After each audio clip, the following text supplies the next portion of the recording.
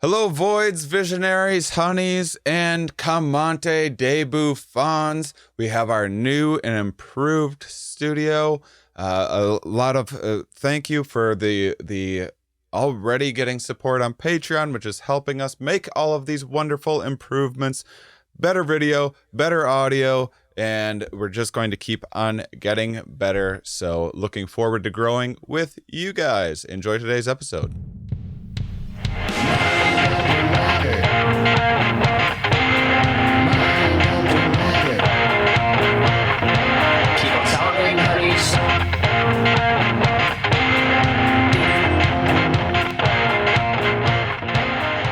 Hello, everybody, and welcome to Mind Under Matter. I'm Shane Mauss, joined by my special co-host for today, Ramin Nazer. Special co-host for today. Holy shit, I've been demoted since the last episode. I gotta earn my way back. I thought I'm going into this episode thinking, oh, let's see, what can I do for the intro? I'll say this, and then my intro got said for me against a person of color. And now you're just a temp co-host.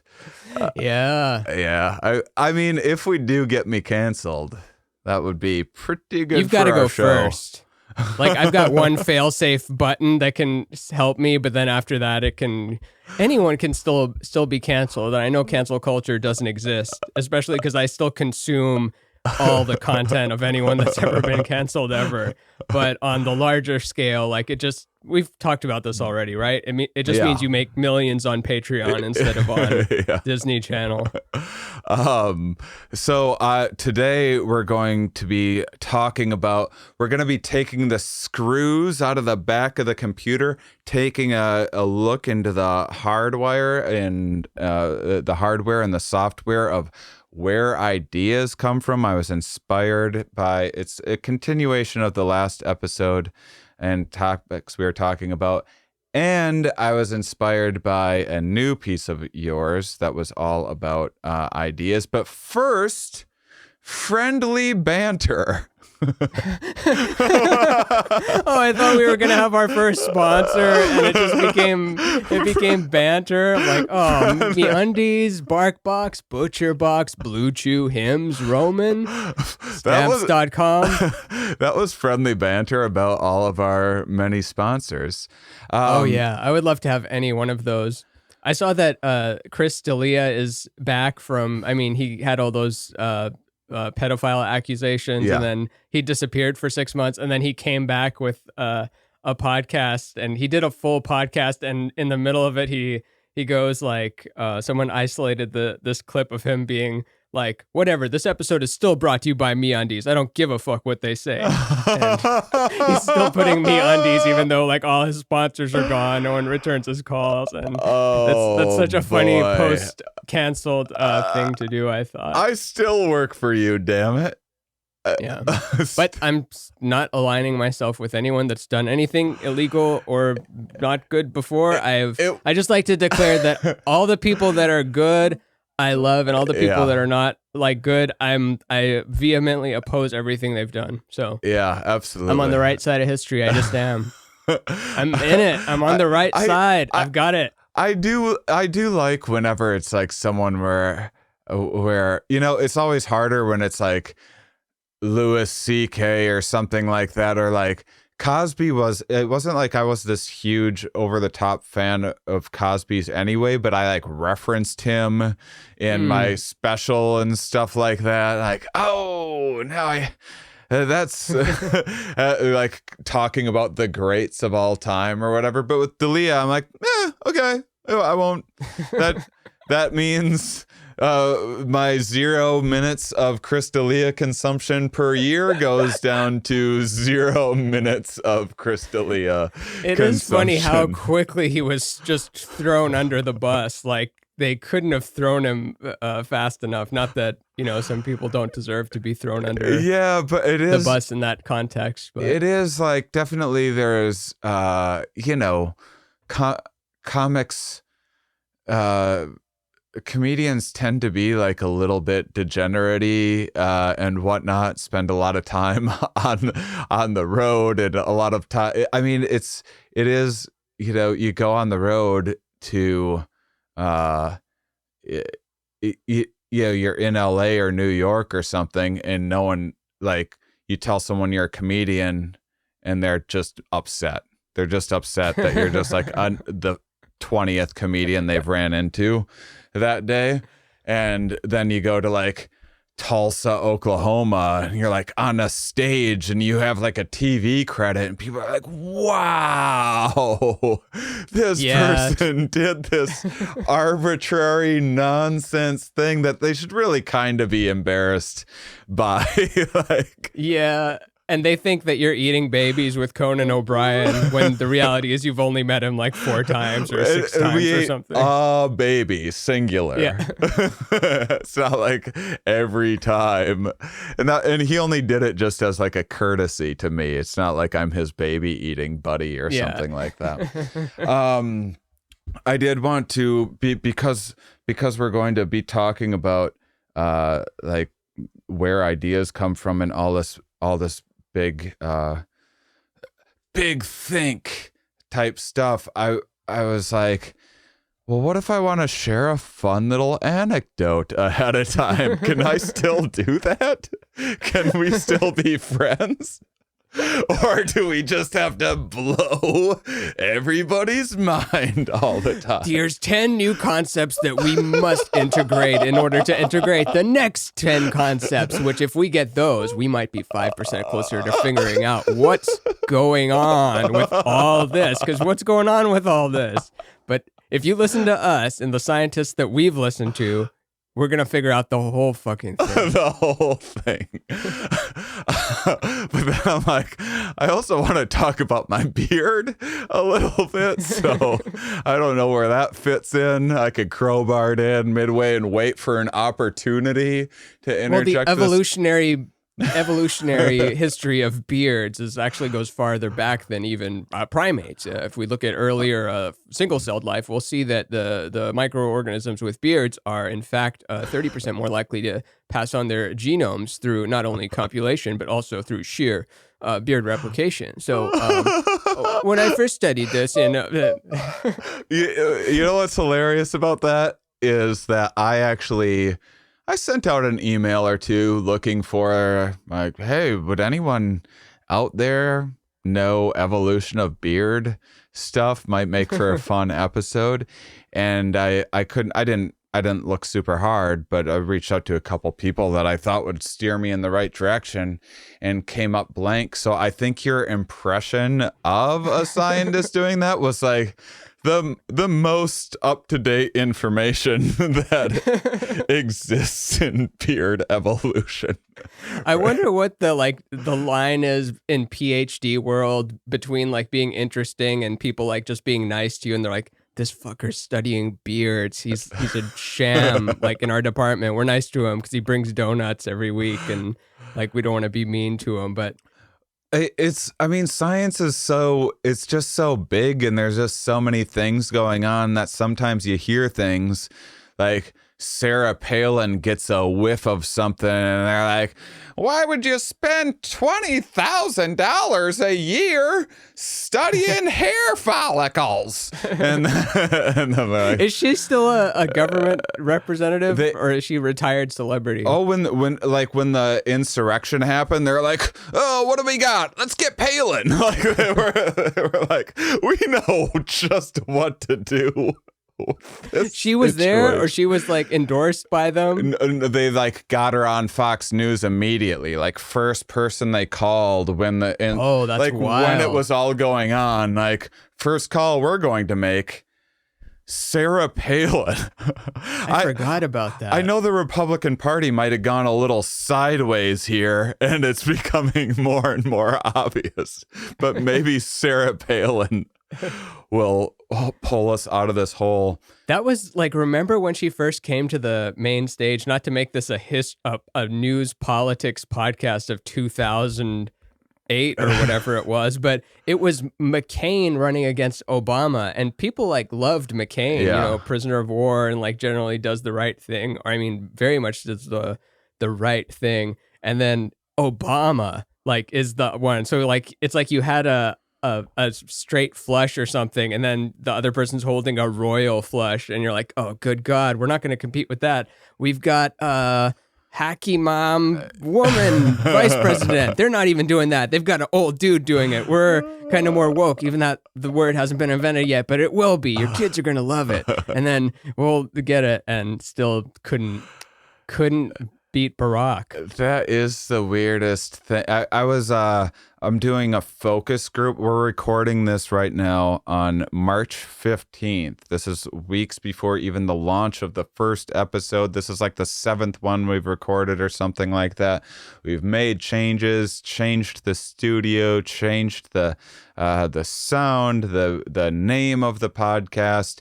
And I'm doing a focus group for fun on Patreon, mostly because I was thinking about it. And if you're having like a real show and you go into businessy, this is NBC Universal or whatever, you know, they would, someone will eventually be like, well, we used a focus group and did this. And I wonder what a focus group is actually. I also saw Mad Men since COVID too. All of it? And so, yeah, except the last season, I think it went away like right before. You missed the last? You got to finish it off. It like went off Netflix right before I got to the last season. You got to cash that sucker out. But it makes me, whoever puts together these political pairings of like, I guess Biden's old enough to get the people the oldies that were going to vote for Trump, but now they've all been thrown under the bus with the COVID stuff. Maybe he'll get them. And they're like, it is just so strange that it's just like, no one's ever like, who would be really good at being president? No, it's like, yeah, it's this little give and take with like algorithms calculating like this person would lose these people but gain these people, which like it's a net gain there. It's a net loss here, and here for a net gain here. And just like you're just trying to compromise at the microest level at each axis to end up at victory. And I guess it worked. So I guess. And I have and so you finished the a bunch of the art. We have this kick-ass new poster, and you made a cartoon version of us and made me, of course, look so much better than like this crazy ass beard actually does. And you think it looks cleaner or what? Yeah, it looks a little cleaner. The color, the way you blended the color was really nice. And yeah, you did a... Oh, you've just got dysmorphia, because like I genuinely was like, this is what he looks like. And this is what I look like, but slightly like sleeker and more handsome-ish. Yeah. But like I don't feel like I was... Oh, better not make him look like a fucking troll. Yeah, but Here's Brad Pitt. I had the thing that was so yeah, I have some dysmorphia, but I sent it around to some friends, and one of my friends was like, well, now you're stuck with that beard or whatever. And I've been thinking a lot about the beard, because I did a survey on Instagram recently, beard or no beard. It was like 80% keep the beard, but it was also like, of the keep the beard, there was so many people that sent me personal pleas and DMs that were like, you need to keep it. It's just perfect with the COVID situation and everything going on in your life. And like, it's perfect. And none of the 20% no's were like, once in a while I get from women, I'll get, you used to be so handsome. Which is like a funny way of like, why didn't you, back then you were never like, you're so handsome. No, you wait until it's covered up with, and now you're like mourning the loss of what used to be an attractive face. I think you're weeding out some trouble there. I think you want the ladies that like the beard. It's just a feeling. Not that all of the ladies that don't like the beard or men that don't like the beard or they have a problem, but I'm team beard at the moment. But if you choose to shave it, if you choose to get a mohawk, if you choose to tattoo your face, I'll just change the logo to be whatever thing. If you're Shania in 2024, I mean, I can tell you what's going to happen. It'll like I'll meet some girl and she'll talk me into shaving it, and that's that. Like that's definitely what's going to happen. I'm planning on using it as a little bit of like a bargaining chip. Like, you know how you don't like that I do the dishes? Well, I'm not going to get better at that, but I will shave the beard. You know, something like that. But within this, here's the odd thing that happened. So I've been like, do I trim it? It's starting to get thin. Winter's really dry, and people give you lots of different advice, and there's a million different products. And I tend to have an evolutionary bent on things like, what did our ancestors use? They weren't putting a bunch of crap in. Like I don't use shampoo that often. I never use deodorant. I think deodorant's a scam. And wait, you just go raw, nothing? Yep, nothing. It doesn't stink? Or just a little bit. It will stink for like a month, and then you adapt, and you're better without it. So you've like basically gone through the withdrawals, and like right now, those of us that use deodorant and shampoo and all that kind of stuff, we'd have heavy withdrawal if we stopped today, and then the whatever grease would start to work. Not only later. that, but I smell fantastic. Like women, I've been smelt by like very attractive women that have like got into my armpit and smelled it, and were like, "That's amazing." Like, no, you're a good smelling guy. I've given you a hug. It's been a while, but like it's not like, ooh, I'm leaving Catherine now kind of thing, or even beating off about it later. But it is like what if you he's a good smelling man. About it later? Just replaying that picture of taking a nose into the old armpit, sticking that one in the old spank bank. Oh, good. I was worried about Wednesday. I was worried about not having something for Wednesday. I love the spank bank calendar system of like, ooh, Friday's gonna be so good. Oh, cheat day on Sunday. That's just like people over 500 pounds. Like normally you're just very lean thinking, and then like weekends, yeah, the 500 pounders.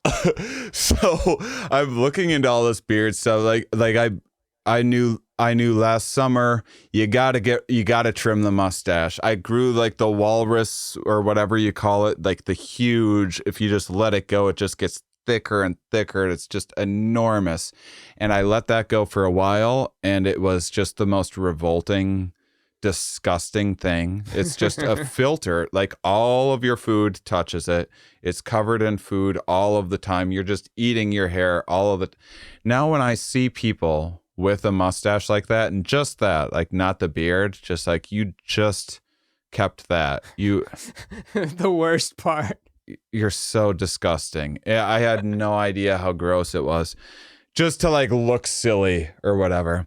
And hey, you don't think about it. So I got a hold of a mutual friend of ours, the Dream Beard guy. Remember? He went on his Ryan, podcast. Right? Yeah. And I'm so glad I nailed it. I didn't even remember myself because I'm terrible with names. He has a beard company. He has like, or he did anyway. He used to sell all these beard products. The FBI took it away. Has a podcast. That's probably what happened. Actually, I don't think it was the FBI, but like there was some shady business deal where the bigger person took more of the shares, and him and his wife ended up in like 70 grand of debt or something. He goes into it in the pod. Interesting. But, yeah. the FBI I love those took stories. away his beard business.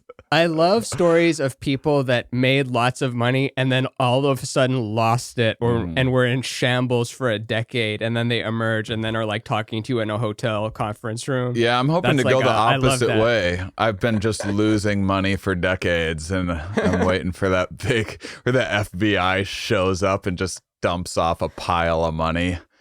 Like a covert offer. A SWAT team breaks through my window with suitcases full of cash. That would happen to you.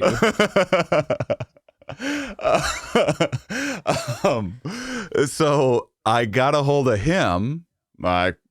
He has this huge beard. It's all braided. It's like down to his waist. Has a beard. I don't know a bigger beard expert that I can just get a hold of. And I'm like, what do I do with this thing? I got beard concerns. He had warned me about beard drop, which is when it reaches a certain length and it starts getting thin. And beard drop, I guess they call it. Why is it drop? I don't know. And so it reminds me of. Can I interject there for a second? Yeah. It reminds me of when Billy F. Gibbons from ZZ Top, like some other guitar player was talking about doing a session with him, and he like finished a chord and it swung his beard up, and then the beard landed back on the guitar and played like a harmonic chord, and like it just looked like the most magical thing in the world. That's a beard drop. Yeah. That's how you close every show.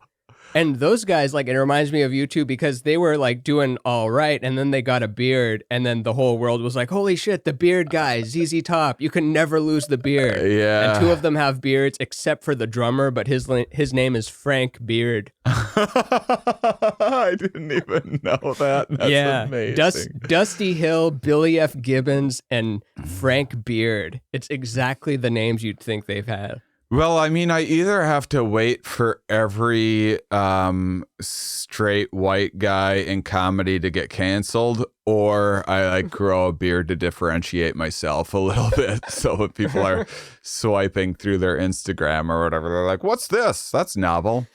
But I ask Ryan, the beard expert in my life. I'm like, hey, what should I do about this beard? Any beard advice? Just as simple as that. And he's like, he was at lunch at the time with someone else. He's like, oh, you know who you got to talk to? You got to talk to my buddy over here. I'm just like, what oil do I put in it or something? You had a beard company. Granted, it got taken by the FBI, but you have the craziest beard I've ever. How complicated are beards? That beard company guy is like, look, I gotta shoot you over to the real expert. I'm just a general practitioner. This guy's a specialist. He works up in Houston. He's a little bit of an alcoholic, but he does miracle work, if you ask me. It does miracle work. So that was the light banter. That was a long light banter section, but this is just how we roll. Do you have light banter? 1 second. You froze there for a second. Oh, that's interesting. And you're back. This view products button. So I was looking at this wonderful piece of yours that you put out. What is this view product? So people can just like go in. Oh, you're talking about the gram? Yeah, the gram. Oh, on the gram you can tag posts with products, and then it links to the product in your website or on the Instagram. And it wasn't working for me for a year. Like, I was using it a ton, and then for a whole year it broke, and customer service was just really bringing out the worst in me. And I try to be really nice to customer service, but eventually, like, it just kind of, like, you don't call them ass cunt bastards or anything, but the feeling. Yet you do? Okay, good. That makes me happy. I remember specifically when it's happened, but yeah, I've had some moments of weakness. Or you do the Bill Burr thing of like, this is unacceptable. This is fucking unacceptable. No. Well, sometimes it is just, I remember once, so one time it was this crazy computer thing. I remember I was working security and I was like working on it. Well, I had nothing else to do. And it was a whole ordeal, and I eventually lost my mind at someone. I think I've been redirected a bunch of times, and the person had, I think it was the person, it's one of those where you go, like, you spend 2 hours with someone, and then you get disconnected, and then they don't call you back. Like, we didn't say goodbye. We were in the middle of something there. I don't know how to contact you. You know how to contact me. You don't just not do anything about that. Like, well, I guess I'm just on to the next call. It's like King T'Challa in Black Panther, where like he finally returns and he's like, I never yielded. I never yielded. And as you can see, I am not dead.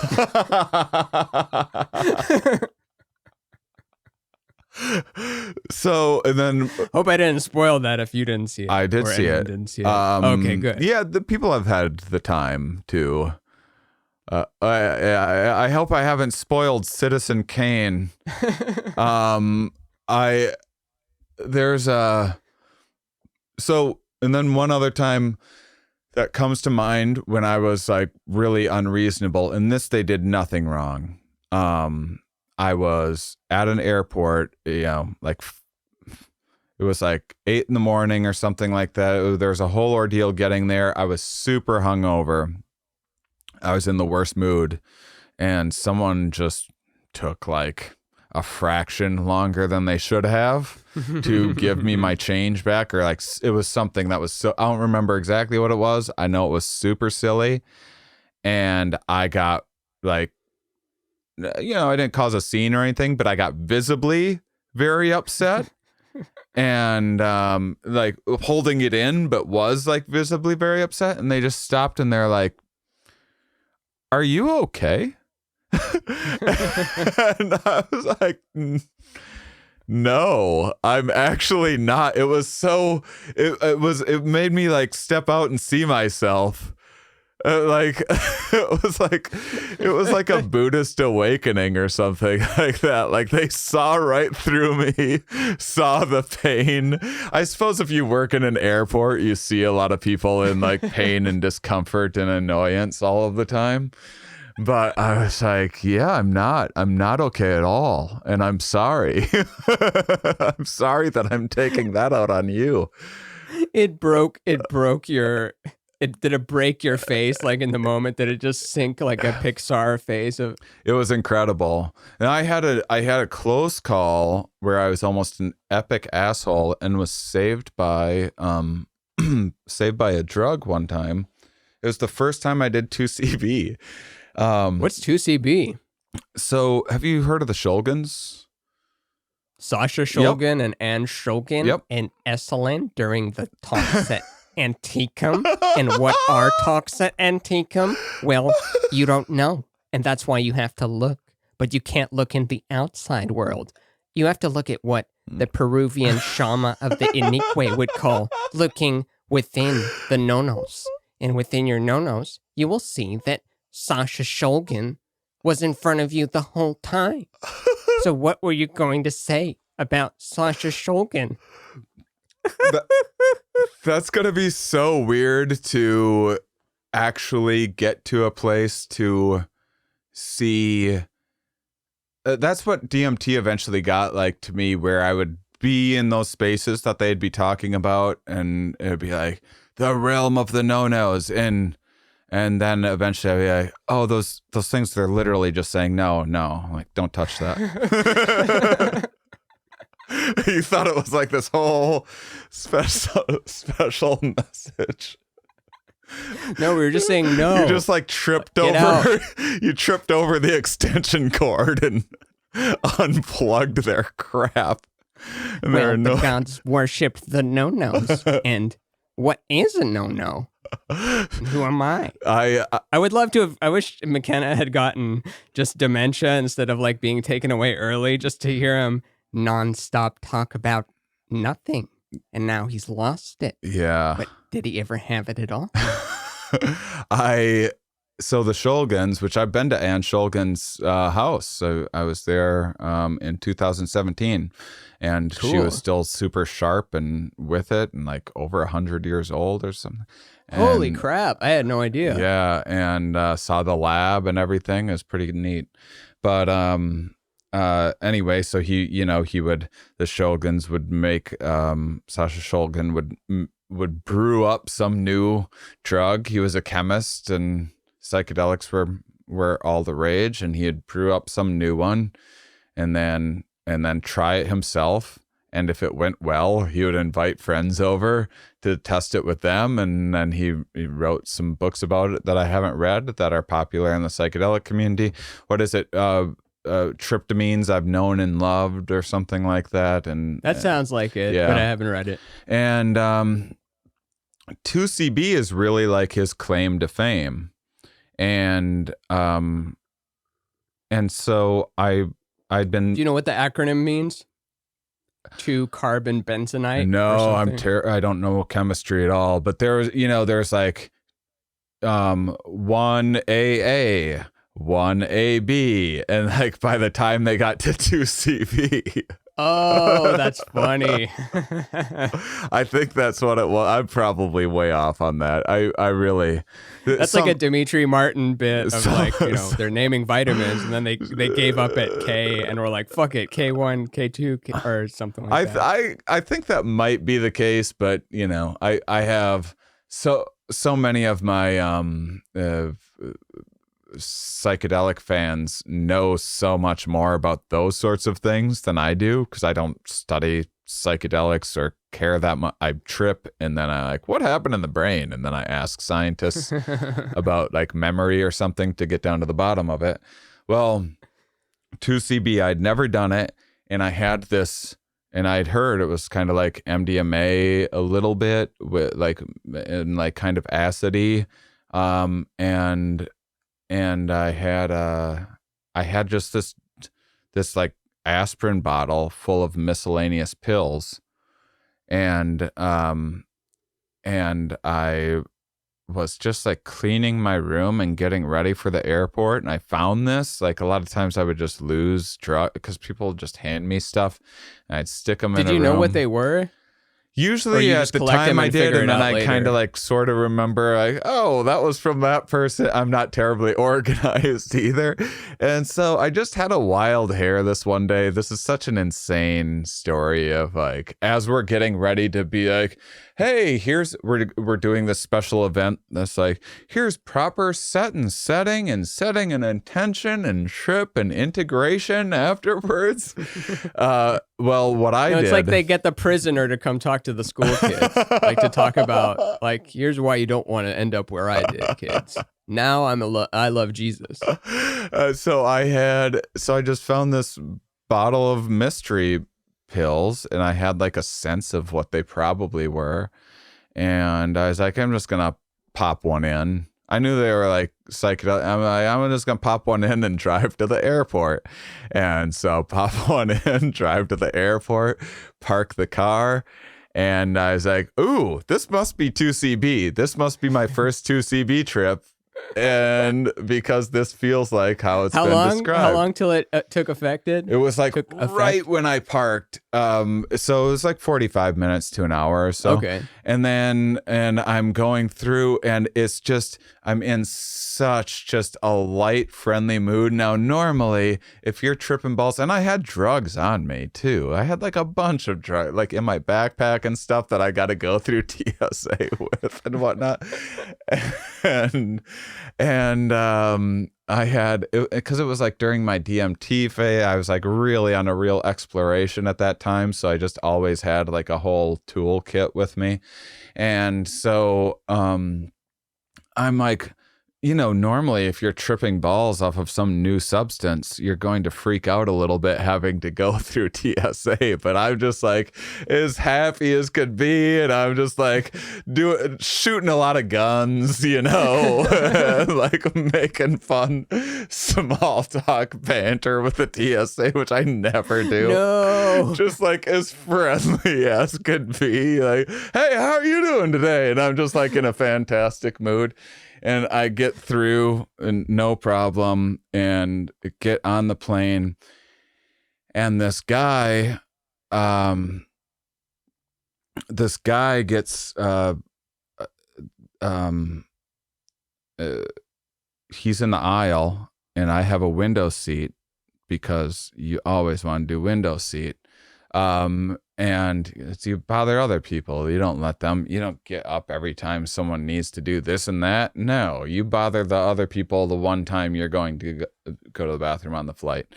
So that's my jam. So common practice is person in the aisle seat, when you're getting in, they stand up, you go in to the window, right? And you sit down. Mm-hmm. And so I get there and this guy's like, hey, how you doing? He doesn't even move. He's not even like, doesn't he like scooches a little bit? I'm like, oh. So I don't say this. I'm like, so I'm climbing over you. Normally, just no drugs, anything. I would have been like, are you gonna get out? And then but I was on 2CB and I'm just like in this wonderland. And so I was like, yeah, I get to climb over this dude.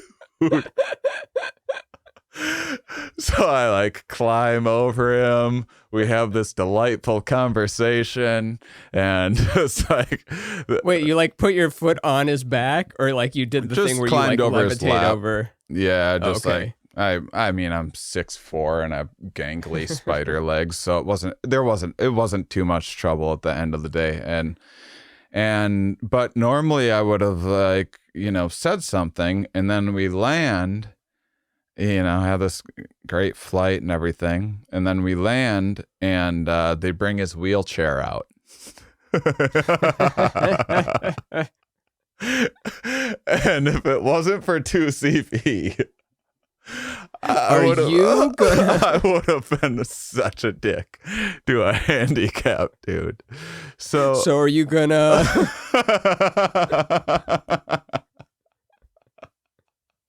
Oh, and then if they say like, I can't walk, it's like, oh, you can't walk. That would have been such an awful moment. So that's a positive drug story. Started out a little reckless and then just went great. So it's kind of a ecstasy, Molly, MDMA kind of category. Yeah, with it'd be like mixing. Actually, I would call it the little bit of experience that I have with 2CB. I would call it a little MDMA, a little mushrooms. Way trippier than MDMA, but still lovey-dovey with telepathy. Where you're like, sure, you're reading the other person's mind.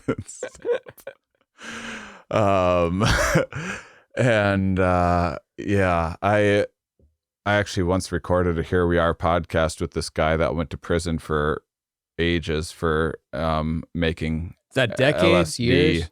Yeah. And but like before we did it, he's like, you want to snort some 2CB? And I was like, yeah. And then where was this? It was in kind of near-ish Sacramento.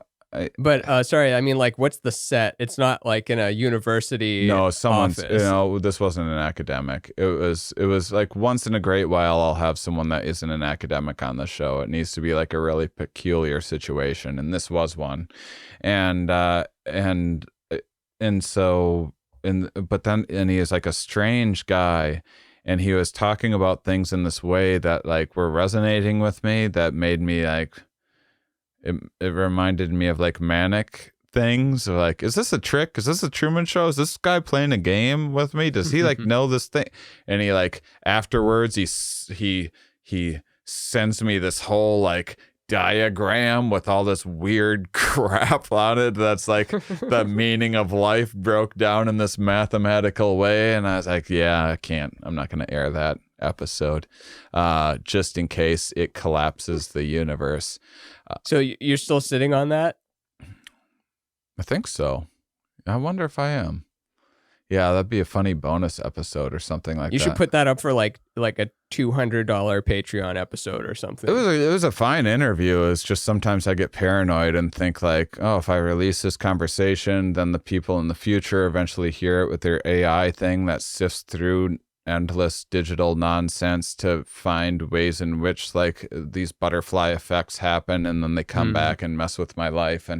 And whenever I start thinking thoughts like that, I'm like, yeah, well, let's get out of that territory as soon as we can. I have many versions of that for every podcast I do. Like even earlier in this conversation, I'm like, should I have said that about whoever and this, and it's just always and then so far my fears are never confirmed. It's never gotten me in trouble or anything. But do you think that like just Yeah, I mean, every episode you record, I'm like, I was either too boring or I said something that was incorrect and offensive or something? Yeah, I mean, well, I started with this podcast. I started trying to watch them back because like we were figuring out what we were going to do with highlights and stuff like that. And at first I was like, well, this is such a fun podcast, and I'm like laughing at our jokes over again and everything, but there's just too much of what is just normal conversation that's perfectly interesting, and your average person that isn't them saying it, but instead them hearing it is going to enjoy, and everything else when you hear your voice droning on, get to the point. It's just so brutal. And so I'll just stop and I'll just hate myself for just a little while and just let myself do that. And all right, well, that person that hates Shane, everyone gets a shot. Everyone gets to take charge for a little while. Okay, it's like that's urinating. Yeah. Like it's like where you just have to urinate like what 5-6 times a day. I don't really count, but it's like hating yourself. You just got to hate yourself 5 or 6 times a day. Well, I think only takes a few minutes. I think one of your best pieces ever, and I just love so much of your stuff. Just resonates so much with me. I mean, so I think it's why I get creeped out by your stuff sometimes, because we're just. You weren't allowed to have it in the psych ward. Have you ever told that story? Oh yeah, it's like I think you have to one, but to the listeners that haven't heard it before, you were experiencing like too many synchronicities. Yeah. Like when you were in this certain state, and then like they had to stop you from looking at my website because you thought like I was updating it to communicate a message to you based on what I was posting. Yeah, that's kind of how the story went. It wasn't quite in the psych ward, but that was my girlfriend at the time. There was a few rules. I couldn't look at your art, and I couldn't anything related to time travel. I was not allowed to take in. If there was like a time travel reference in a show or something, like, well, she we're sees changing Marty the channel. McFly, We're not. or she sees Michael J. Fox on TV, and you're like, no, it's Spin City. It's Spin City from the 90s with Heather Locklear and Charlie Sheen. Like, all right, no Back to the Future 1 through 3. Yeah, and but yeah, the art piece is sometimes you need to let happy sleep. That's the one, cowboy. Is that exactly what it says? Mm-hmm. Yeah, and that is I think about that quite a bit, and I mean I think a lot about our different personalities that come on different times, and different sub-selves that we have of being like a friend and a business partner and a son and a brother, and like these different situations bring out different aspects of who we are. And I think that being in a place where I didn't relate to anyone for the first half of my life, then when you see someone that you're on the same level with, it's like, oh, I didn't know that was out there. Are they me? Am I them? But psychedelics just can do that. I'm starting to realize how much paranoia. It's why I don't like weed, because I can't handle the paranoia attached with weed. I think some people don't, it doesn't affect them. But I don't like the paranoia. And I'm getting a sense that like the many of the people that get deep into psychedelics were maybe paranoid even before psychedelics, you know, we're into like conspiracies and stuff beforehand, but it doesn't seem to be helping that aspect of things. And paranoia it's a heck of an emotional state. It's exceptionally powerful, and it's just, and it's so like delusional, and it's so dangerous because it's like, you know, if you have like a Truman Show-ish paranoia, it's like the people that are most there for you, the people that you need the most right then, that are going to be like the most patient and are going to try to help you and everything.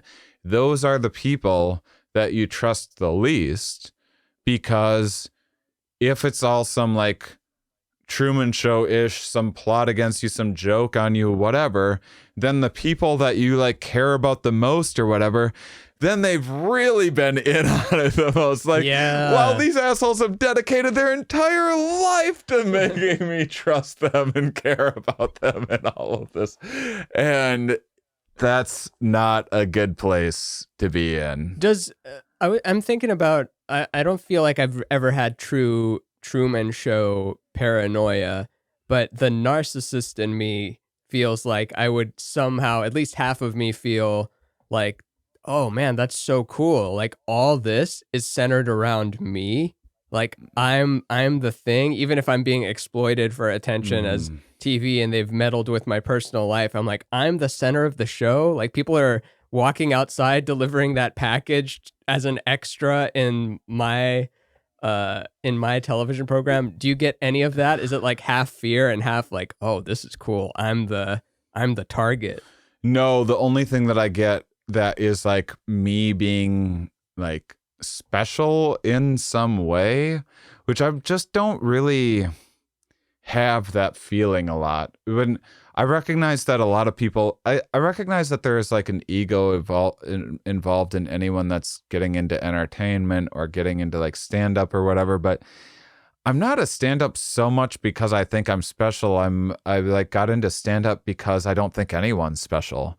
And so I just look around and I'm just like, oh, I'll do that. And then I'll like learn it and figure it out, because that's how life works. Yeah, you figured it out in like 6 days or something like that. That's not. I mean, I did. You know, I watched stand-up every single day for like 10 years, and like wrote jokes to myself and stuff like for years before I ever started. So I had a little bit of a leg up. And fortunately, I had to ditch almost all that material the moment I started, because I was like, well, that's not how comedy works.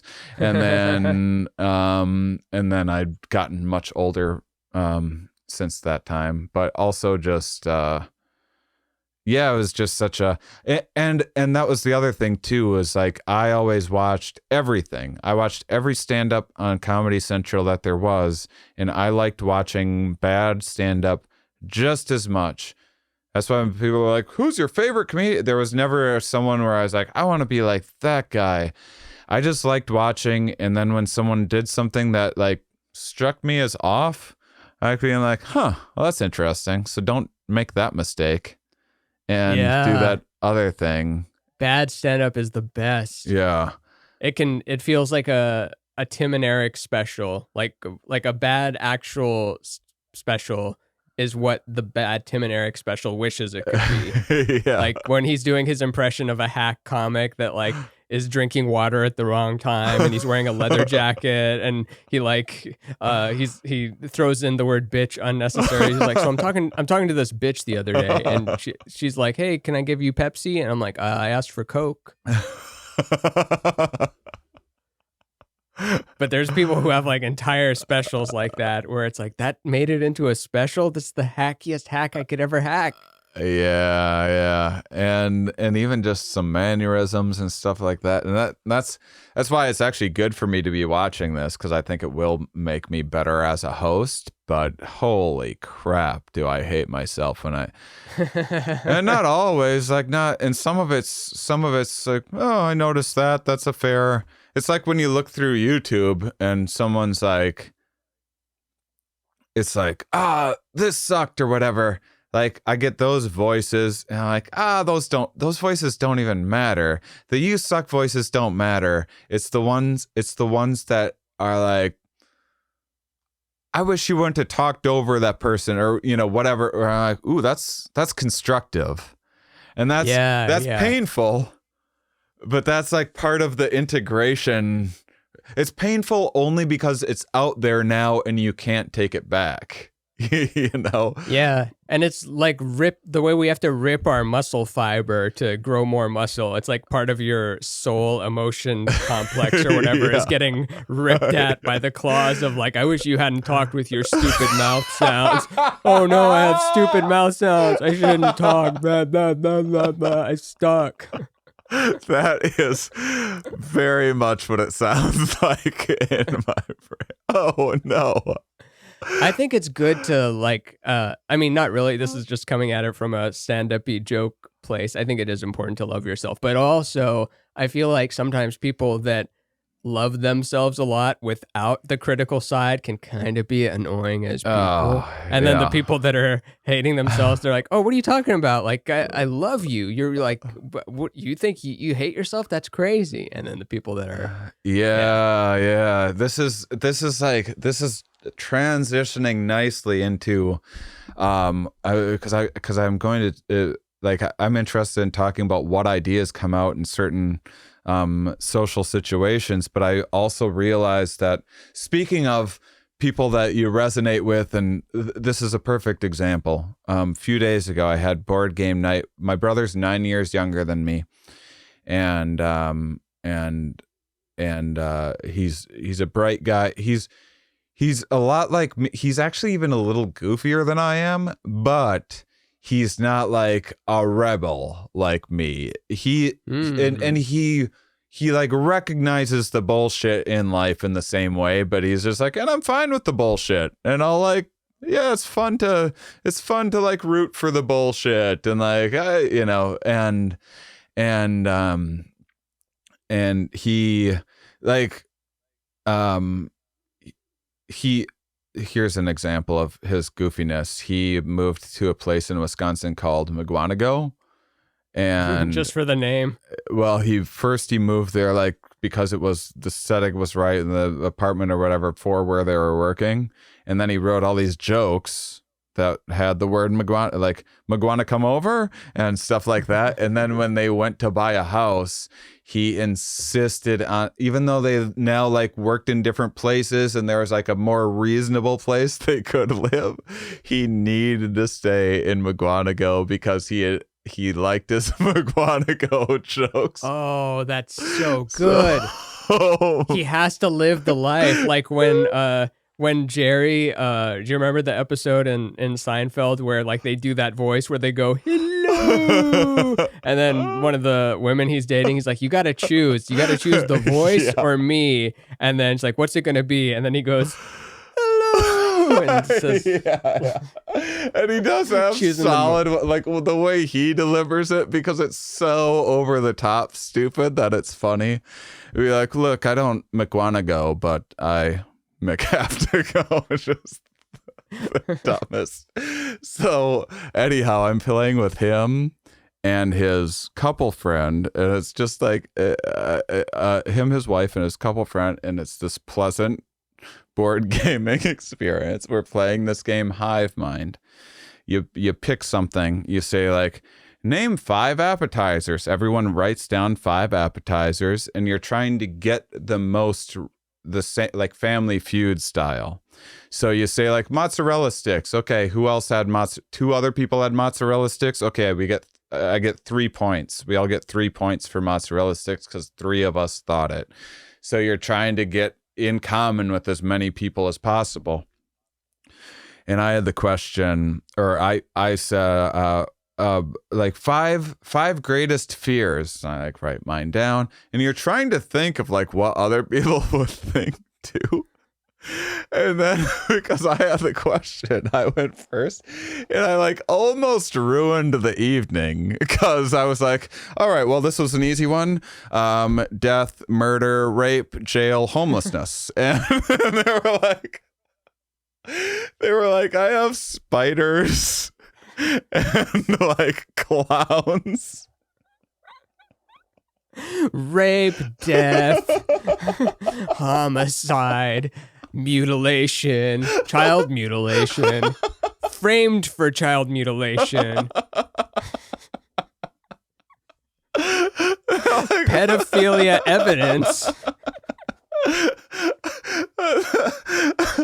They're like, I don't like elevators. I'm like, oh yeah, I forgot that people have like these silly fears, and also that we're in this like pleasant board game situation. I did that with the word code names, and the code word was given with school or something, and then I associated it with shotgun. I'm like, it's got to be shotgun. Come on, it's gotta. And then it ended up like being apple or something. And they're like, how would you choose shotgun over apple? I'm like, there's way more shotguns in schools than there are apples. But yeah, it's always that's been the interesting thing with like all the conspiracy, like the Bigfoot conspiracy stuff is always just like, no, that's fun. You know, you can take Is there anyone that loves the anti-vax conspiracy, but it's like Bigfoot? That's of course there's not Bigfoot. Oh, I'm sure there's a ton of people, but the Illuminati pedophile ring and stuff is like, well, you just revealed a lot of what's going on in those inner worlds of yours, and that's like, I miss the, you know, like Bigfoot or Loch Ness Monster, you can like take your kids to the souvenir shop, you know, and get like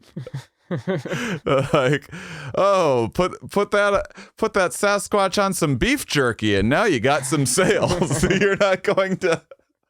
What if we had a brand of beef jerky that was just like, here's a lizard people pedophilia ring beef jerky? That is, I love conspiracy merchandise, and I can't believe it hasn't gotten to that yet. That reminds me of, did you ever hear Brendan Walsh's like joke where he's like, I'm a 9/11 memorial, what is it? I'm a big 9/11 buff. You know, a lot of people are World War II buffs. I'm a 9/11 buff. I have a charred Sky Mall magazine. And he lifts off another stuff. It's just in the 9/11 room. But at what point do you get to become like a collector of like giant tragedies and stuff? Yeah, that's, well, there's a place in the old brain where that exists. That's weird when that one like you're on you eat some mushrooms and like, that's what I like about mushrooms is they're like, I don't like MDMA as much because it's so linear. It's just like, we're just gonna feel great this whole time. Let's open up the old heart because it's safe out here. And I like mushrooms because it goes from like the best laugh that I've ever had to the brain going like, oh, and here is the collection of atrocious possibilities. Like, whoa, that's a weird museum. I never consciously thought of that one before. It drops you in that one. Do you eventually walk out to see that it's got the both where? Oh yeah. I mean, of course. Yeah, I mean, yeah. What a stupid question is that? Like, do you ever have positive aspects to the trip, even though some are scary? Yeah, a lot of it's positive too. Well, I feel like just so many more doors are open. Like right now, it's hard to describe what the thinking space is. Like we can kind of project into it, but it's not a physical space, yet it is there. Like we do feel a something there. I'm not even looking at a choice of words and then choosing which words to send to you. I'm just kind of doing it. And dude, yes. Like so and that realm appears experientially to be so much bigger and like just a better operating system in the mushroom mindset, don't you think? Yes, Where it's yes. like, ooh, bigger, but also scarier because holy crap, what's that area? What's this area? Like I thought I was in the janitor's closet the whole time, and I'm in this giant arena type situation. This is exactly this. So this is exactly what I wanted to get into, and so we'll probably just set up like we always do. We'll probably just set up some ideas, and then get deeper into them the next time around. But that's what I've been. I wouldn't say obsessed with, but it's definitely not an obsession. It's just an idea that I can't. Like it just pops into my head quite a bit. I spend a lot of time just sitting around thinking about it. It's changed my mindfulness, which is just when you have an idea, why was it that one? Because on mushrooms, if you're in the shower, you have this shower thought and like, wow, that was this cool bit of genius or this funny idea that I had.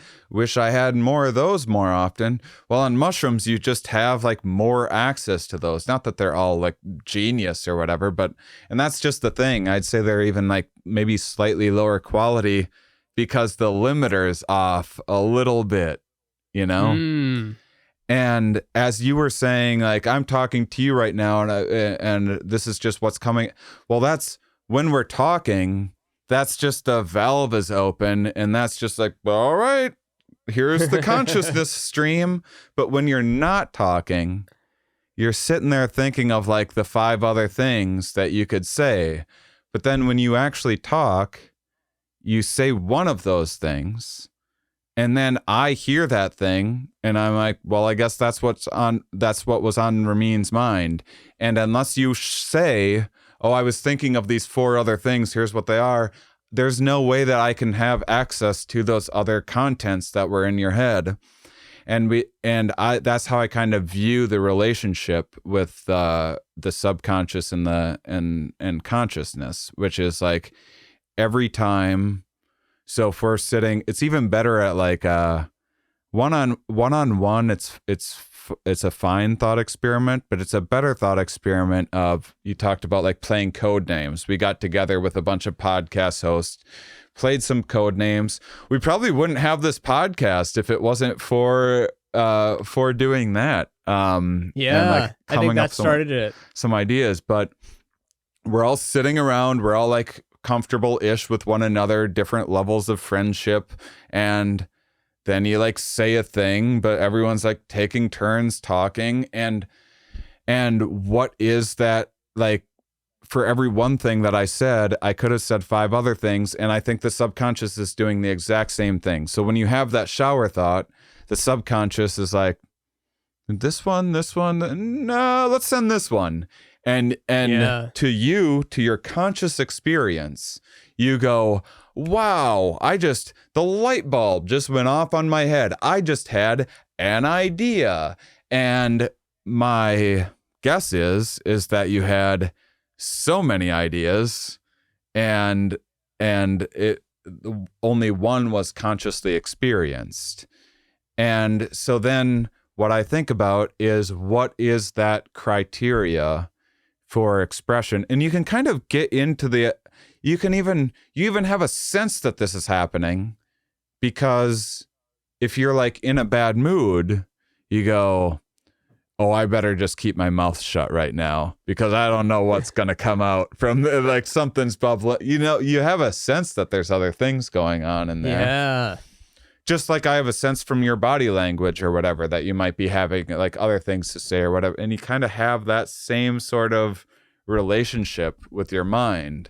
And that's why I've always thought psychedelics is just like, here's the this is the factory. The whole cast. Yeah. Yeah, the factory. And so what is that, like, and when I say this, like, I don't know, but what is that criteria? So going back to, we're sitting there playing code names. What do you, what's you're sitting there, you think of something to say. No, it's a good flow right now. I'm not going to say that. And then that criteria of like, I'm going to say something right now. The difference between not saying something and saying something. What were the fine-tuned little bits of math that went into breaking the surface tension too? Like, especially when you don't know when to chime in, or I'll chime in here. And is the idea worth chiming in? But the idea has so much willpower behind it, or maybe the idea itself doesn't have the willpower, but whatever thing it is that is the arbiter of sending it out has the power of some rich parent that's like, no, this idea is going to Harvard.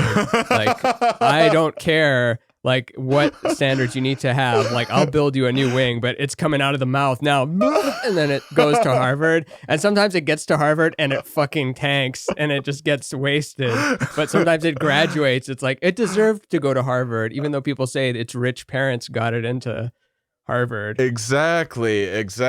And that's so, and we know, and it is like, I really think there is life like taking shape, running themselves through different scenarios and stuff that have like I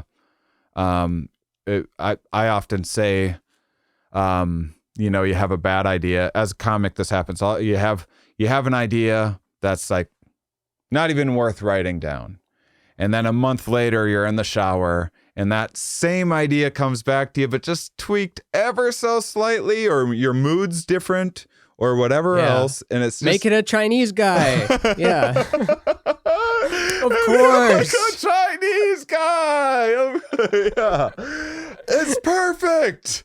And but what's it's funny because it's so commonplace when we're saying this stuff. Any listener is going to be like, yes, I've experienced that, and it's like, yeah, so obvious, but we take it for granted just how much is going into what the brain is actually doing. That means that like it went in this terrible idea about an Italian guy, you know, it was just this crap idea. So it went in just like this useless, degenerate of an idea. Don't need that. Never going to see that one again. And then something, and it lived in the subconscious space, whatever the fuck it was doing down there, for like a month, and then it just like climbed back out, like rose to the surface. Now wearing it, now it's just like ready to work for you, and like a Chinese guy, of course. And like, why did the brain hold on to that? Why did it? And then what was it about being in the shower that made you think of like what happened between that first time that it was a bad idea and then whatever book you read since, or experiences that you had on stage where all of a sudden it was like, bam, that's it. And that's the stuff that I love thinking about. So back to like the table expression of like, oh, when do we talk and why? One of the big ones, like one that you do a lot that I wish I had more of, is you can just like see a moment and respond like that. And that's one of them. Like sometimes the criteria is, oh, that's the perfect moment. Bam. Because there's a selection pressure too, like evolution. There's this, so it's also like, you know, it's more impressive when something's like super quick, you know, and it's like the perfect. It's like racing, like making it within that 10th of a second in, and that's the difference between getting gold or not. And if you bring up something that's like, you know, make a remark about someone brings up a movie and then you throw something in, if they've moved on topics and you bring up the movie again, it's death. Exactly. And the subconscious has to be doing this all the time. So there's also like, what is the relevance, you know? So you're sitting there. So how high of a so there's speed. So, oh, you just missed the mark, but boy, this is a quality comment. So let's see if maybe they're still talking about the movie, or maybe I can get the conversation back to the movie. The subconscious has to be doing this to like us and our conscious experience all the time. Like, ooh, he's gonna like this one. Did you ever see the Mike Myers sketch on SNL where he has the perfect witty remark for everything, but he's like 2 seconds too late, and they're just like staring at him every time. And then he like goes into the bathroom, and for some reason there's a time machine there, and then he just goes back in time, and then he does the same lines again, and they're just like dying over everything. But now I'm trying to remember what the remarks are, but yeah, he would just bring them up at the worst possible time, but it was a good remark. And then you can have something that's like, you know, okay, I just found some interesting thing out about bed bugs, you know, and I just like read something about bed bugs. And so you can sit there if everyone's sitting around having a conversation about like football or whatever it might be.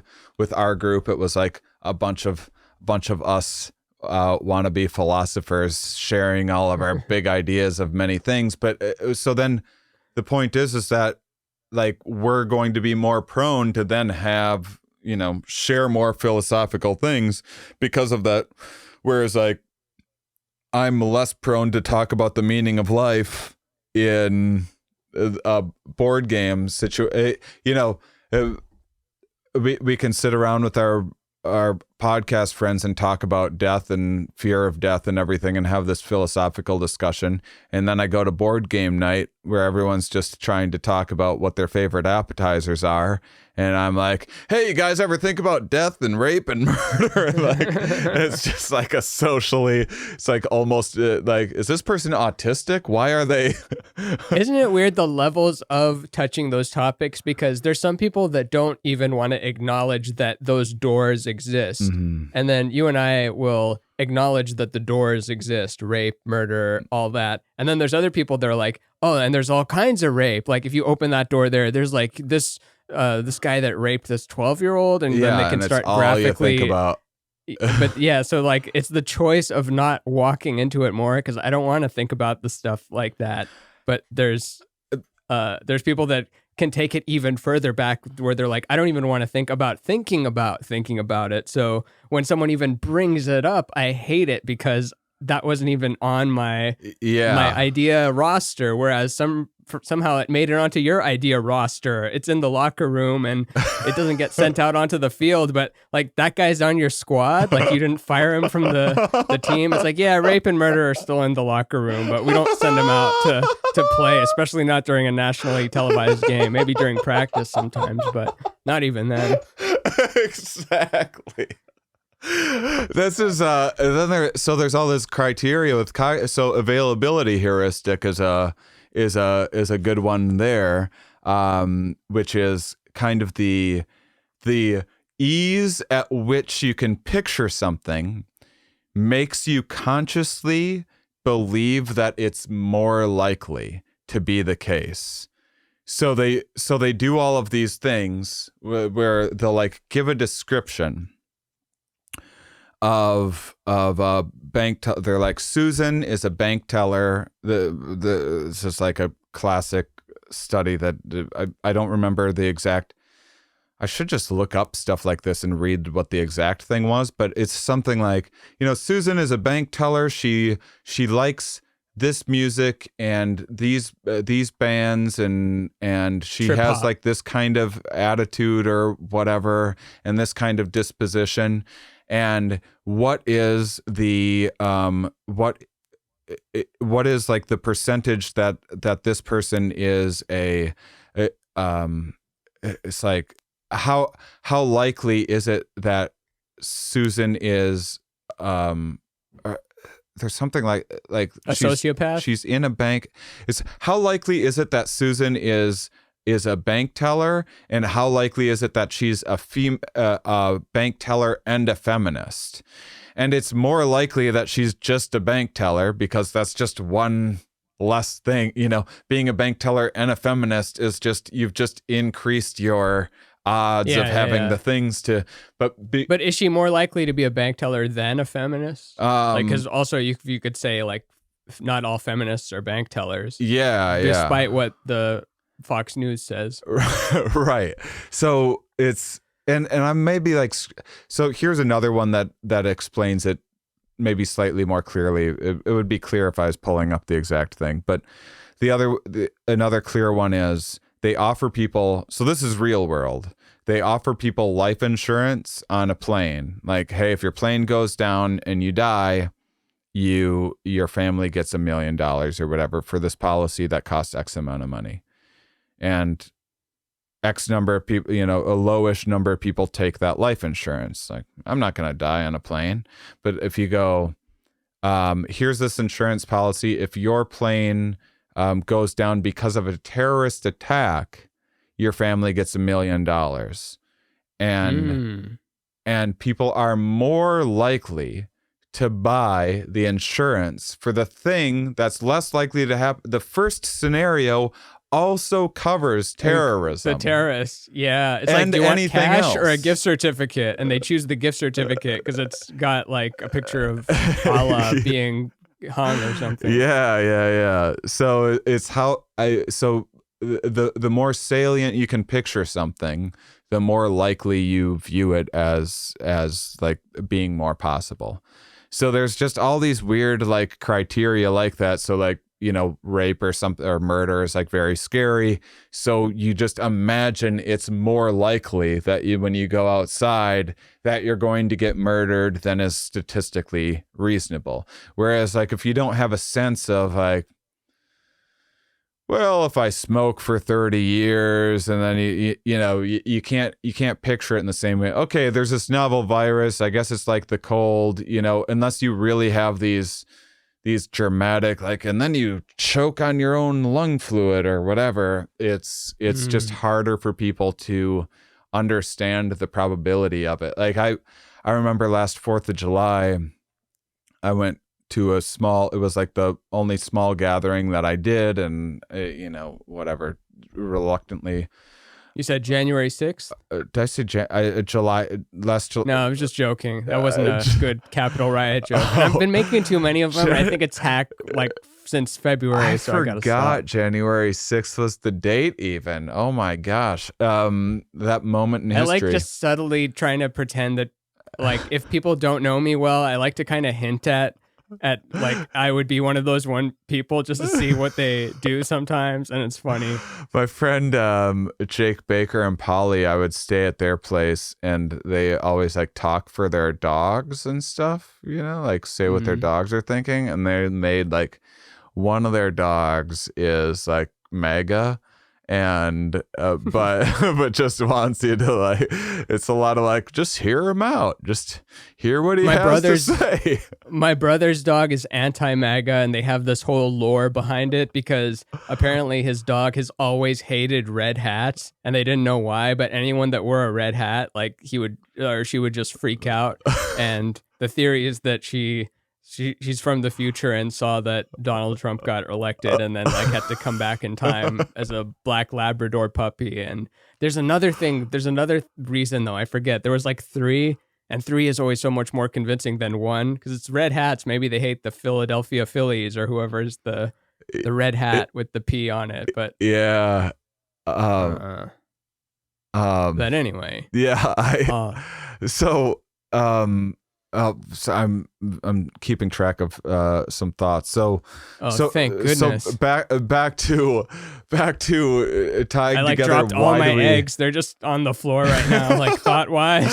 Like I had some thoughts and then I went on some other tangent and now I'm just looking at broken eggs. But that's what I like to weave together a narrative, and like anytime that you get me off course, I'm like, yes, because I bet I can get it back, and then sometimes I just have to be like, yeah. So anyway, where we were at, like I can't figure out. You're a rock climber. Yeah, you're a rock climber, and I'm rocks that occasionally like roll down the top of the hill, and you have to like move sideways. But like, oh, I got to have my left hand still on this grip here, and then we'll pivot back to the boulder problem or whatever it is. But the when there's something that you're like the beard example was a good like, what if we had this conversation and I just been waiting to tell you this beard story this whole time, and you wait for the perfect spot. So your subconscious is doing that same thing too in these different environments where it's like, oh, I've been waiting to share this thing that I've been cooking, and this is the right, you've thought of this a few times before, like, oh, next time someone says that, the Costanza thing or whatever, I'm going to get them back with the... And then once in a great while, that situation occurs, and your subconscious is like, yes! Like Rudy gets his shot on the field. Like, I didn't know but boss, we've been working real hard on this one down here. We've been saving it. We've been waiting right for this perfect moment. And it's insane to me that the brain can do that. Like 10 years ago, I thought, if that situation ever comes up again, I'm going to get him with this line. It was a ridiculous situation. It was never going to happen. And somehow it did happen again 10 years later. And the brain's like, I got you. It's like a casting director where they say, like, just, always be your best at any casting, because you never know when that casting director might go from directing like this Allstate insurance commercial, and they might be directing the next Marvel movie next year, and they might think of you and be like, I saw that guy audition for Allstate, and he's exactly who we need to play the new Iron Man. So just always make big choices. Exactly. Big choices. You're not right for this part, but maybe down the line you're right for something. Yeah, they've got your 10-year-old headshot, and like in the middle of a dinner conversation, just throws it down. Like, this is the guy. And so there's like, how relevant is something to a situation? How quick is it? How meaningful is it? And how appropriate to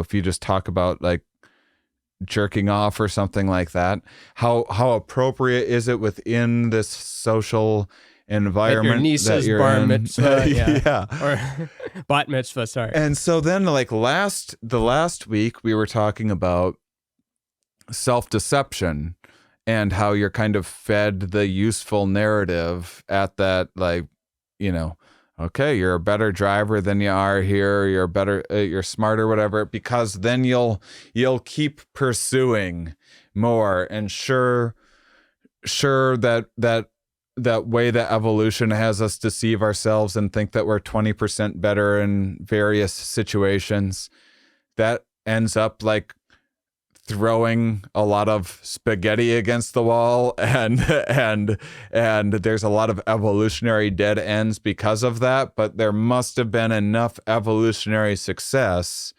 and people that worked that told themselves the story of like, yeah, I guess I'm pretty great, and they weren't that great, but it was enough to get them, to do the things to get better, Yeah. And so that's like, when the brain thinks of an idea, it must be like, oh, here's this perfect situation, or here's this environment, or here's just, oh, you're sitting around right now? Well, here's something I've been chewing on for a while. And then sometimes your subconscious is like, I got all this like gross, like, there's this roommate situation. It's like me and you were stuck in the same skull, and like, I gotta watch you. Like, I get that you consciousness have a lot going on, and you can only manage, like, I can't just throw everything up there, but just to sit in here watching you make the same mistake over and over again. Like this. Couldn't we hire a couple of more guys? Like if it's one guy like working really hard while the ideas are pestering it, it's like couldn't it go nap and then some other guy like Phil comes and takes the place, and then Noreen can come take Phil's place, and then Hector or something, like, and we got 4. Like, I'll pay extra to have I'll pay extra for more people. But it's exhausting just like consciously being you the whole time. All the time. But then people with split personalities might have a different, grievance. Well, another thing that we should talk about in an upcoming episode is like these, I got obsessed with these. There's this great book called The Rational Animal, and it's these 7 different sub-selves that kind of evolutionarily need to be the night watchman, which is like the survivor sub-self. You need to be the, so in different situations. Then there's a disease avoidance sub-self, like every organism needs to avoid diseases. I was hoping it was all Game of Thrones and it was just the first one. Yeah. Night Watchmen, dragons, Lannisters, nights. What are they? Night Walkers, and so on. There's like mating. So there's mate acquisition, mate retention. Is that same as sex drive? Or is that a subset of sex Yeah, it's drive? like it's within there. Basically not mate there's retention, it's mate acquisition. Mate acquisition is like, it takes one thing to say pick up a girl or a guy or whatever and get them in the first place, and then it takes a whole different person in charge of holding on to this. Is it true statistically, based on what you've heard, that so men are better at mate retention but not at acquisition, and then women are better at mate acquisition but not as good at mate retention? Yeah. So it's like like something like that. Well, maybe just marginally, not like super giant different bell curves, but like bell curves that overlap. Yeah, it's like jagged. It's always like a 60-40 situation, but the differences are super interesting. Yeah, it's just like the minimal parental investment theory of any organism. The gender that has the highest cost of offspring is going to be the most selective, is going to be on the lookout for certain traits, and in organisms that have pair bonding, it's usually because the offspring's a pain in the ass, and then usually the female, the thing that the exception that proves the rule is the seahorse, like the male seahorse, like raises the children kind of to fruition, carries all of the eggs, is injected with the eggs, and then carries them around. So it's injected with the eggs. Yeah, and so it doesn't make the eggs. Yeah, so the female injects the eggs into him, which he then has like in a pouch and stores until they give birth. And so then I never looked that up, but I always knew it. Yeah. So isn't that weird? It's like you hear that, but you never look it up. I mean, you can't look up all the things. But just, it's so weird to accept that as an exception. Like, oh yeah, the male seahorse gives birth. And I mean, there's that Jim Gaffigan bit where he's like, that's just a lazy scientist that was like, it's like, that is the male seahorse. And they're like, Phil, that's giving birth. It's like, the male gives birth. You're fired. Yeah, I mean, there's like hyenas that have different dynamics and stuff too, but hyenas have like giant clits or something, right? Yeah, like their clit is like Shaq's dick or something. Like that. It's basically, it's very, very, very difficult if you're not a hyena to tell the difference between a male and female, and because they both have phalluses, basically, and it's just that Crazy. That's the female. That's what the female's sex organ looks like, but they're super aggressive and they're dominant and they're the alphas and everything, but they still give birth. And they roast you, like just if it's bad enough to be torn apart and like just ganged up on, it's just like the laugh that they do is worse than even a chimp laugh. You're like, oh, I suck. So they got me. So yeah, I mean, with humans, it should be the case that, I mean, if a male and female go and hook up at Mardi Gras and like the dude might impregnate the female and never even be the wiser. He might not even know, like, you know, he got drunk one night and had this, and now he's just off doing another thing, completely aware that he impregnated someone and he put life at. A female gets pregnant, she's going to find out at some point. Immediately. Ish. Immediately ish. And have to raise the child and everything else. So females tend to look for, you know, someone that's going to help out more. And because, like, genetically, evolutionarily, if you can just have other kids out there without having to, only having to, like, buy some drinks and, like, see ya, there's just. But men experience larger pain when hit in the testicles, so it's even. It's a trade-off. They have to bear children and the responsibility and all the emotional labor from men and fend off sexual advances from men, and we have to deal with tender balls. so it's like tough to be a man and it's tough to be a woman equally. We have to deal with tender balls. Probably because females in our past were a little more promiscuous, and putting testicles on the outside of the body made you have more sperm in the race, so that there was other males around with the. So if the they same step lady. it up again. If they step it up again and it becomes very promiscuous again, because like we our balls are evolve past, like to what end? Like would it just keep going till we just float on them like a Star Wars Episode 1 ship with the 2 engines outside? And yeah, I mean there's competing.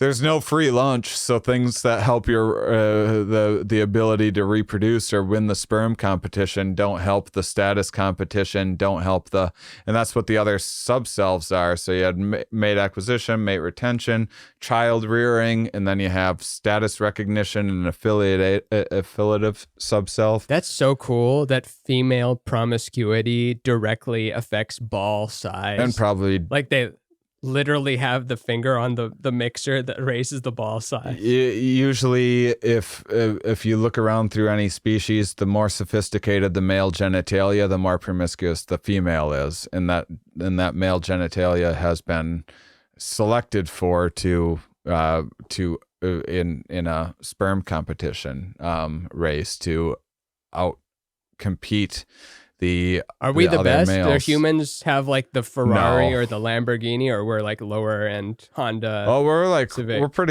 we're pretty decent. We have like decent penises. We're like an Audi. We're at least in the middle. We're at least in the middle. I mean, insects have just like insane genitalia, like a damsel fly. But they're penis. Monsters, though. They are monsters. You'd have to become a monster. Yeah, and then but like elephants have like real nice hogs. They like flop around in various ways and like twist around. Gorillas don't. Gorillas suck. Well, that's because they're competing for status with their muscle through being like a trophy species. They compete and fight, and then whoever wins, like, okay, that's the best fighter. That's who all of the ladies get with. And so testicles on the inside of the body, because otherwise that's the first thing guys are going to go for to win the fight, and tiny penises that also won't get ripped off.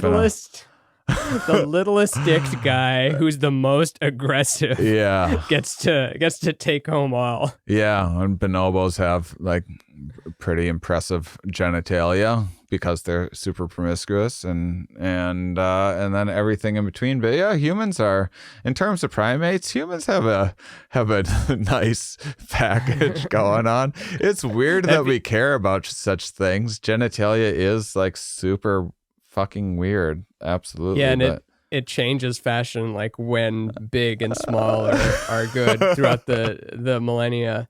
But man, what was it? Never mind. That thought's gone. One of the other eggs that I forgot. But that's probably means it's not that good though. Right. Yeah. So I remember it now. I still want to say it because it's dumb and I just want to like have it on the and it's too late either way, but just listen to the remark I was gonna make was that it would be funny to be at a bonobo orgy and like you're just looking at the corner and then there's Dr. Christopher Ryan in that RV like taking notes all day and like is he ever gonna go home? That is, I wonder if they do think that, because there's like juvenile primates that will like sneak a peek that are like into voyeurism, because it's like you want to see what, like, oh, how do you do that? So like when you're a young male chimp and you're getting to that pubescent age, but you're not dominant enough yet to have a chance with any of the ladies, you like go around in the brush and try to like sneak a peek at what the captain of the football team is doing. Are they cool with it? Are they like, ooh, ooh, ooh? I think that maybe depends on the guy. I think it depends on the guy some. Yeah, but I don't think that. I think that there's a little bit of both. Speaking from myself, I'm cool with it in my imagination. In real life, like the practical matters, like, okay, yeah, I guess you're just gonna stand there.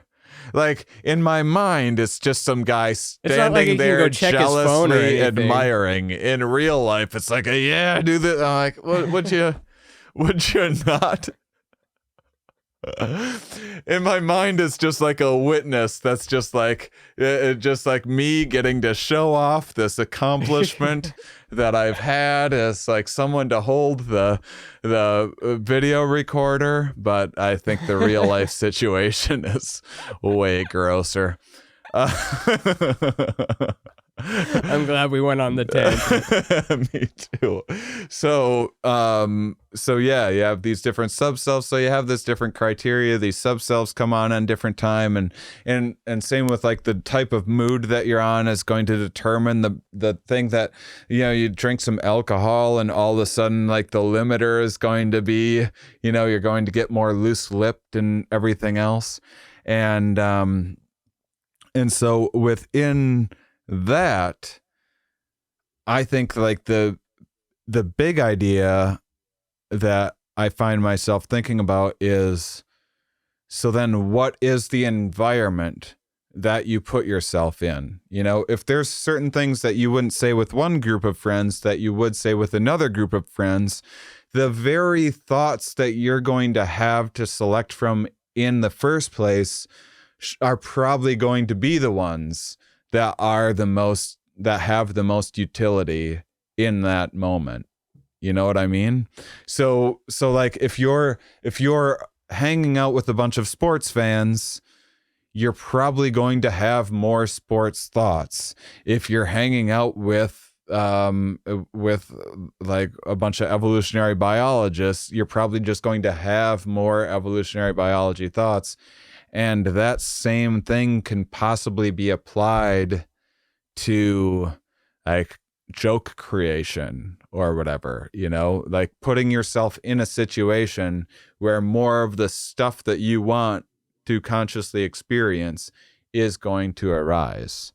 Yeah, or putting yourself off balance in a way that you're, I guess if you can get away from it. Yeah, like changing up the muscles. Yeah, because you can't talk about dick size as much with the sports fans as you can with the evolutionary biologists, because they'll like see it from that lens. And then if you're like, oh, what do you think Tom Brady's dick looks like? What do you think like the firmness of the balls is like compared to like yours or mine? What do you think that would be? It's like, you don't like Tom Brady? What about I don't know. Don't Who's like another guy? Tom Brady? No, all good. Brett Favre, like, you know, 35-year-old Brett Favre. Meanwhile, in evolutionary biology, you'd be like, well, based on his genetic ancestry, one could confer that his ball firmness would be at least within 6 microtelomere atmosphere joules. Damn it, those are like every unit but the right one. What are units of firmness? What do you measure firmness with? It's firmness, I think. But like, what's the unit of measurement? It's like 3.6 fermions, 6.2 eighths of atmospheric tension. That's a very good. Because there's units for everything. Because like, if you don't put units on it, what is it? What's 6? It's got to be 6 something. Even if it's nothings, you got to tell me it's 6 nothings. $6 is a nothing. Oh man. So that's it. That's the show. That's damn. That went by quack. That's everything. That's like the perfect closer, and then slight meandering to say that was the perfect closer, and we're set up for potentially next week we'll be talking about, like, I like thinking about what kind of situations and what headspaces give rise to like your most creative thoughts or your most productive thoughts, or that sort of thing, and maybe sub-self stuff, or maybe we'll just talk about something else entirely and get back to those topics some other time. And this is just the way, the tangled webs that we weave each week. So that's how we keep you wanting more, which is why I'd like to say, or wait, are we about to say it? Yeah. Which is why I'd like to say, until next time, keep on salivating, honeys. Ding!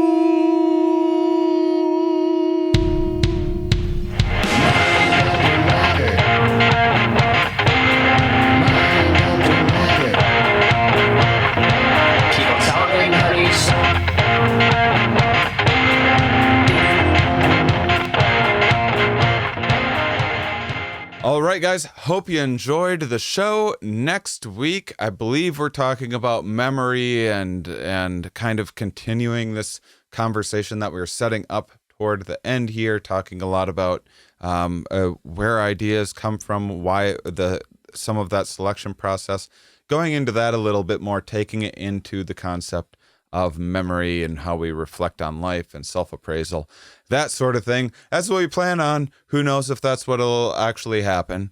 But check that out, as well as Mind Under Art. If you're still salivating and you want more, special Patreon-only series called Mind Under Art, where patrons get to name one of Ramin's favorite pieces, and I ask them about his piece. I say, hey, Ramin, how'd you come up with that one?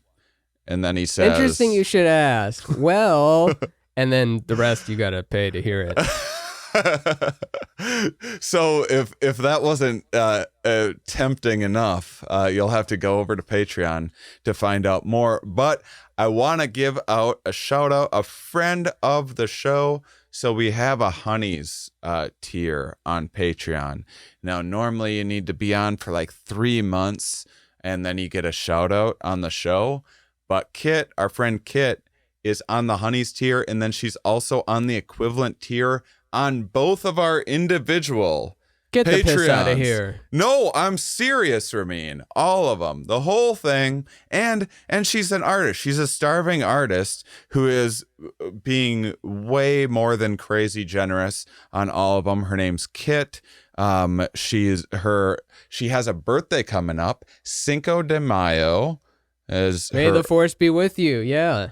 Her 40th birthday. I know Kit because she's come to a couple of the game nights that I do on my own Patreon, which if you're in the Honeys tier, you also have access to on the Mumtreon. And she's into weaving. She got big into weaving. She just had her big first commission, and I wanted to give her a shout out and let you guys know to check out at Fiber Window, Fiber Window, Window, not Fiber Widow like Ramin was, which would be a good name for a spider. Yeah, Fiber Widow. Fiber Widow. It looks like a black widow, but it doesn't have the same venom. You see, like, they evolved past lineages about 40,000 years ago when their first ancestor started to... I don't have it in me today. Started to do something else. Oh, that was absolutely perfect. It made me think of like a superhero movie that's like, instead of a superpower, it's just like worse at a thing. Like, this venomous spider mutated into a non-venomous spider. And that's the movie. That's the premise. Flightless Birdman. So shout out to Kit and all of our wonderful patron supporters. All 100% of the proceeds from Patreon go into our editor, Matthew McCool, which is not a made-up name. That's a name that he was actually born with. And he's earned it, too. He's earned it, and it's his birthright. Kind of like when a prince is, like, also a good swordsman, when you think, like, oh, it's probably a spoiled person. But no, the princes were sometimes well-read and excellent swordsmen. So McCool, born with the name, but also if his name was just lame-ass, stupid, dumb, if that was his real last name, he would still be earned. Yeah, he would have still become McCool. Yeah, he does a lot of McCool things. Mm-hmm. So thanks for supporting him and the staff, putting Mind Under Matter together.